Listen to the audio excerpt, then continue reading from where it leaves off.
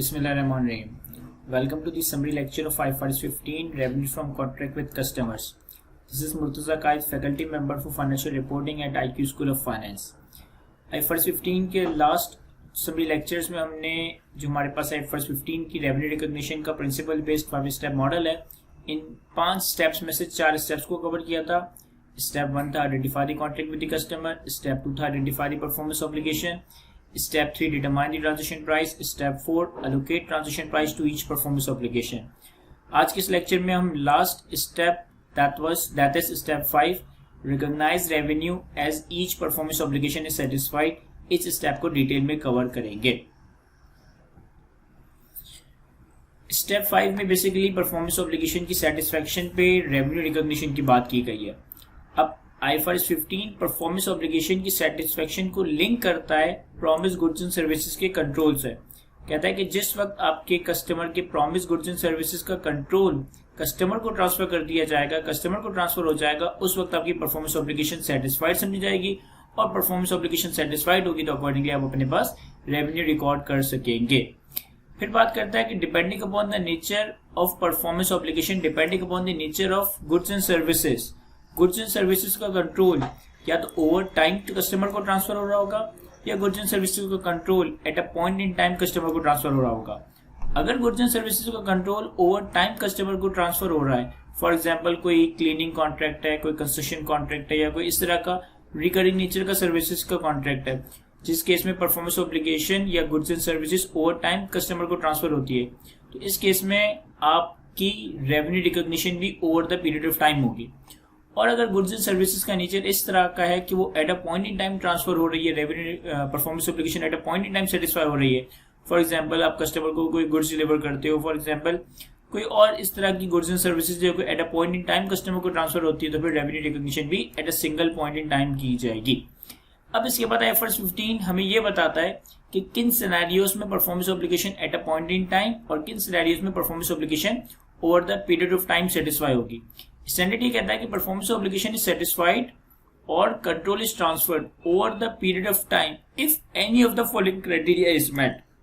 अगर इन 3 क्राइटेरियाज में से, अगर इन 3 सिचुएशंस में से, इन 3 सिनेरियोस में से कोई एक क्राइटेरिया, कोई एक सिनेरियो भी हिट होता है, तो हम कहेंगे कि performance obligation over the period of time satisfy हो रही है और फिर हमारी रेवेन्यू रिकॉग्निशन भी over the period of time होगी. और अगर इन तीनों सिनेरियोस में से कोई एक सिनेरियो भी हिट ना हो, कोई एक क्राइटेरिया भी मीट ना हो, तो फिर हमारी performance obligation at a single point in time transfer हो रही है और फिर हम रेवेन्यू भी at a single point in time record कर रहे होंगे. सबसे पहले कहता है customer simultaneously receives and consumes all the benefit as the entity performs. कहता है कि अगर गुड्स एंड सर्विसेज का नेचर इस तरह का है कि जैसे जैसे आप कस्टमर को गुड्स एंड सर्विसेज प्रोवाइड करते हो, कस्टमर वैसे वैसे उन गुड्स एंड सर्विसेज को कंज्यूम करता है, उनका इकोनॉमिक बेनिफिट एंजॉय करता है, तो फिर ये एक सिचुएशन है कि जहां पे परफॉर्मेंस ऑब्लिगेशन का control over the period of time satisfy हो रहा है.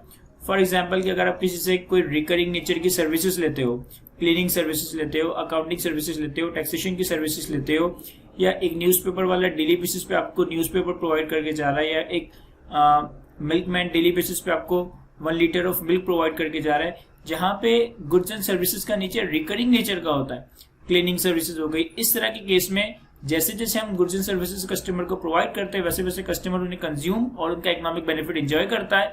ये सिनेरियो बनता है कि जहां पे performance obligation over the period of time satisfy हो रही है. सेकंड सिनेरियो है हमारे पास, सेकंड सिचुएशन है हमारे पास एंटिटी परफॉर्मेंस क्रिएट और enhances an asset control by the customer. For example कि गुड्स एंड सर्विसेज का नेचर इस तरह का है कि आप जैसे जैसे अपने कॉन्ट्रैक्ट की परफॉर्मेंस दे रहे हो, कस्टमर उनका इकोनॉमिक बेनिफिट कंज्यूम और एंजॉय नहीं कर सकता, लेकिन आपकी परफॉर्मेंस की वजह से जो एसेट रेडी हो रहा है, उस एसेट का कंट्रोल कस्टमर के पास है. फॉर एग्जांपल कि अगर मैं एक सॉफ्टवेयर डेवलप करवाता हूँ, अब जब तक सॉफ्टवेयर रेडी ना हो जाए वो मेरे किसी काम का नहीं है, लेकिन जो सॉफ्टवेयर डेवलपमेंट कंपनी है, उनके जो सॉफ्टवेयर है, उनके जो सॉफ्टवेयर इंजीनियर्स है, वो मेरे ही ऑफिस प्रेमिसेस में आकर मेरे ही ऑफिस के कंप्यूटर्स में या लैपटॉप्स में कोडिंग करते हैं.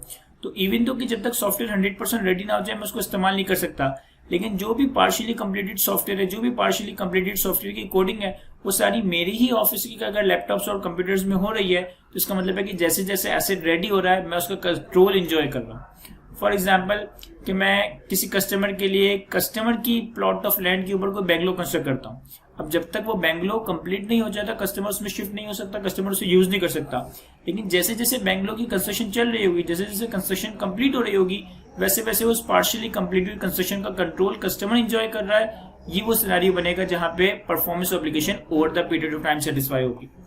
और तीसरे सिनेरियो में, तीसरे सिचुएशन में दो कंडीशंस हैं। तीसरे सिनेरियो में, तीसरे सिचुएशन में फॉल करने के लिए इन दोनों कंडीशंस का एक साथ पूरा होना जरूरी है। इन दोनों के दरमियान एंड का लफ्ज इस्तेमाल किया गया। कहता है entity performance does not create an asset with an alternative use to the entity and the entity has the enforceable right to payment for performance obligation completely to date. कह रहे हैं कस्टमर के लिए जो हम गुड्स बना रहे हैं, कस्टमर के लिए जो हम एसेट बना रहे हैं, इस एसेट का कंपनी के लिए, हमारी एंटिटी के लिए कोई ऑल्टरनेट यूज नहीं होना चाहिए। यानी कि हम यूं कह सकते हैं कि उस एसेट के ऑल्टरनेट यूज के ऊपर कोई प्रैक्टिकल या लीगल रिस्ट्रिक्शन हो।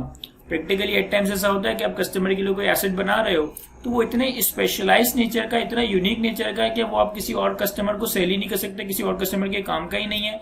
या अगर आप किसी और कस्टमर को सेल या देना चाहते हो तो उसमें आपको सिग्निफिकेंट ऑल्टरेशन करनी पड़ सकती है। तो इस तरह की चीजों को मैं कहूंगा प्रैक्टिकल रिस्ट्रिक्शन। या फिर ऐसा भी हो सकता है कि आप एक कस्टमर के लिए कोई एसेट बना रहे हो लेकिन हमारे कॉन्ट्रैक्ट में इस तरह की टर्म्स एंड कंडीशन है कि कस्टमर के लिए जो एसेट बनाया जा रहा है वो किसी और को सेल या ट्रांसफर नहीं हो सकता। तो हमारे एसेट जो कि हम कस्टमर के लिए बना रहे हैं इसका कोई ऑल्टरनेट यूज ना होना चाहिए। ये ऑल्टरनेट यूज का ना होना प्रैक्टिकल रिस्ट्रिक्शन की वजह से हो सकता है, ड्यू टू रीवर्क और ड्यू टू सब्सटेंशियल रीवर्क, या फिर लीगल रिस्ट्रिक्शन की वजह से हो सकता है। And entity has enforceable right to payment for performance completed to date. और कॉन्ट्रैक्ट की टर्म्स एंड कंडीशन इस तरह की हो कि जितना जितना परसेंट हम काम करते जा रहे हैं उतना उतना परसेंट काम की कंसिडरेशन की हमारी इंटाइटलमेंट स्टैब्लिश हो रही हो। यानी काम खत्म होने के बाद इंटाइटलमेंट कंक्लूड ना हो। जैसे जैसे हम कॉन्ट्रैक्ट की परफॉर्मेंस, जैसे जैसे हम कस्टमर के लिए एसेट रेडी करते जा रहे हैं तो जितना जितना परसेंट काम होता जा रहा है उतनी उतनी कंसिडरेशन की इंटाइटलमेंट हमारी बनती जा रही हो।